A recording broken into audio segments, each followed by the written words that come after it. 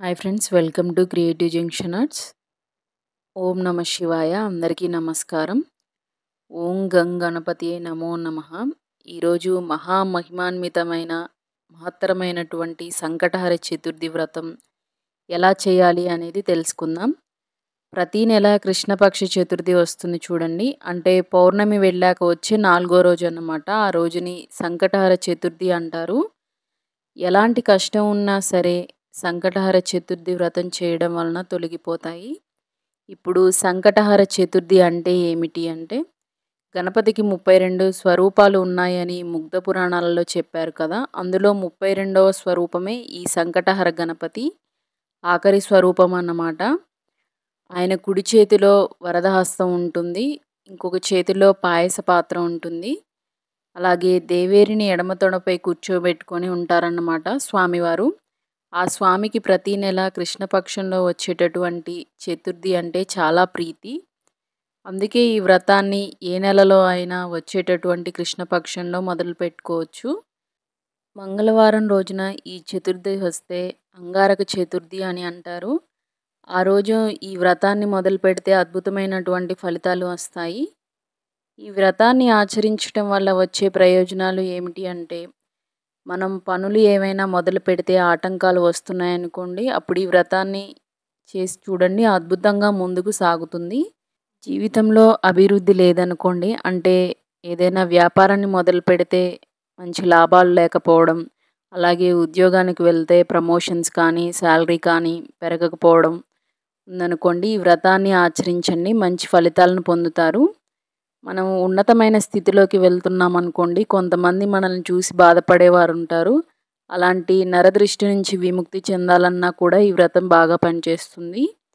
అలాగే ఆర్థిక ఇబ్బందులు ఉన్నా, సంతానం లేకపోయినా, గృహవసతి లేకపోయినా, సొంత ఇంటి కల నెరవేరడం ఆలస్యమవుతున్న ఈ వ్రతం సహాయపడుతుంది.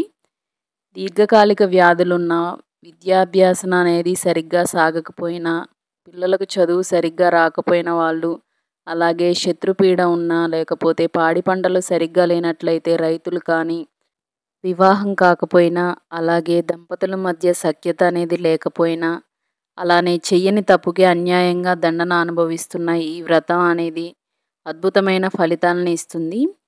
ఈ వ్రతాన్ని ఏ కులం వారైనా, స్త్రీలైనా, పురుషులైనా, చిన్నపిల్లలైనా, ఉపనయనం కాని వారైనా ఈ వ్రతాన్ని చేసుకోవచ్చు. అసలు ఒక్కసారి చేస్తేనే గొప్ప ఫలితాన్ని ఇస్తుంది ఈ వ్రతం. అలా కాక 12 సార్లు అంటే సంవత్సరంలో ప్రతి నెల చేస్తే ఈ వ్రతానికి అనేది సిద్ధి కలుగుతుంది. ఈ వ్రతాన్ని చేయడానికి ఎటువంటి నియమాలు పాటించాలి అంటే, బహుళపక్ష చతుర్థి రోజున చేయాలి. ఆ రోజు చంద్రోదయం సమయానికి చతుర్థి తిథి అనేది ఉండాలి అన్నమాట. ఆ రోజు ఏం చేయాలి అంటే, తెల్లవారుజామునే నిద్ర లేచి చక్కగా స్నానం చేసే నీటిలో నల్ల నువ్వులు వేసుకొని ఆ నీటితో స్నానం చేయండి.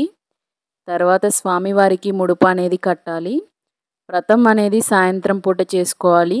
ముడుపు అనేది ఎలా కట్టాలి అంటే, ఒక ఎరుపు రంగు వస్త్రం తీసుకొని అందులో కొద్దిగా పసుపు, కుంకుమ చల్లి, తర్వాత 3 దోసిళ్ళ బియ్యం వేయండి. ఆ తర్వాత 2 వక్కలు, అలాగే 2 ఎండు ఖర్జూరాలు వేయండి. దక్షిణ తాంబూలం సమర్పించి మూట కట్టి మీ ఇంట్లో గణపతి విగ్రహం లేదా ఫోటో దగ్గర పెట్టండి. ఆ తర్వాత గణపతికి 21 సార్లు ప్రదక్షిణ అనేది చేయండి. ఒకవేళ ప్రదక్షిణ చేయడానికి వీల్లేని పక్షంలో ఆత్మ ప్రదక్షిణ 3 సార్లు చేయండి. మనసులోని మీ కోరికను చెప్పుకొని, వ్రతానికి ఎటువంటి ఆటంకం లేకుండా జరిగి మీరు అనుకున్న కోరిక నెరవేరాలని చెప్పి స్వామివారికి నమస్కారం చేసుకోవాలి. ఆ రోజు తప్పనిసరిగా ఉపవాసం ఉండండి. ఒకవేళ మీకు ఆరోగ్య సమస్యలు ఏదైనా ఉన్నట్లయితే, లేదా ఈ వ్రతాన్ని చిన్నపిల్లలు చేస్తున్నా తప్పకుండా తినవచ్చు. కాకపోతే పాలు, పండ్లు లాంటివి మాత్రమే తీసుకోవడానికి ప్రయత్నించండి. వ్రతం పూర్తయ్యే వరకు భోజనం అనేది చేయకపోవడం మంచిది. అలాగే ఎవరిని దూషించకుండా, అనవసర విషయాలను అతిగా పట్టించుకోకుండా ప్రశాంతంగా గణపతి నామస్మరణ అనేది చేసుకోవడం శుభప్రదం. సూర్యాస్తమం అయిన తర్వాత తలస్నానం చేసి దీపం వెలిగించి చేతికి తోరణాలు అనేది కట్టుకొని ఈ వ్రతాన్ని ప్రారంభించండి. మళ్ళీ తర్వాత రోజు కూడా పూజ చేస్తాం కాబట్టి అప్పటి వరకు ఈ తోరణాలు అనేది తీయకూడదు. పొద్దున ముడుపు కట్టి ఉంచుకున్న బియ్యంతో స్వామివారికి 2 నైవేద్యాలైతే చేయాలి. అవి బెల్లం పాయసం, అలాగే 21 ఉండ్రాళ్ళు లేదా కుడుములను తయారు చేయాలి. ఆ తర్వాత ఇంటికి వచ్చిన అతిథుల్ని గణేషుని రూపంగా భావించి ప్రసాదం కానీ, భోజనం కానీ పెట్టండి. ఎవరు రాని పక్షంలో తర్వాత రోజు గణపతి ఆలయానికి వెళ్ళి బ్రాహ్మణునికి భోజనానికి సరిపడ దక్షిణ అనేది ఇవ్వండి. తర్వాత ముఖ్యమైనటువంటి నియమం ఏమిటంటే, వ్రతం చేసుకునే రోజు అలాగే దాని ముందు రోజు రాత్రి బ్రహ్మచర్యం అనేది పాటించండి. మద్య మాంసాహారాలకి ఈ 2 రోజులు దూరంగా ఉండండి. మీ వీలుని బట్టి వ్రతం తర్వాత రోజు గణపతి హోమం అనేది చేయించుకోండి. అంతా మంచి జరుగుతుంది. సంకటహర చతుర్థి వ్రతం 3 సార్లు లేదా 12 సార్లు చేస్తామని కొంతమంది సంకల్పం తీసుకుంటూ ఉంటారు.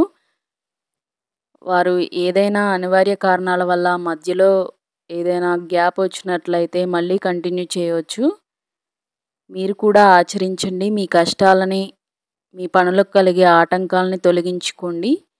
ఈ వీడియో గనుక మీకు నచ్చినట్లయితే లైక్ చేసి కామెంట్ ద్వారా మీ అభిప్రాయాన్ని తెలియజేయండి. అలాగే మా ఛానల్ని సబ్స్క్రైబ్ చేసుకోవడం మర్చిపోకండి. మరిన్ని మంచి వీడియోస్తో మళ్ళీ మీ ముందుకు వస్తాను. ఇంకా మా ఛానల్లో టెంపుల్ రిలేటెడ్ వీడియోస్, అలాగే కుకింగ్ అండ్ ట్రావెలింగ్ వ్లాగ్స్ కూడా ఉన్నాయి. ఒకసారి చూసేయండి.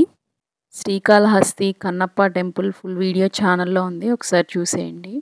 ఓం సంకటహర నమః అని కామెంట్ చేయండి.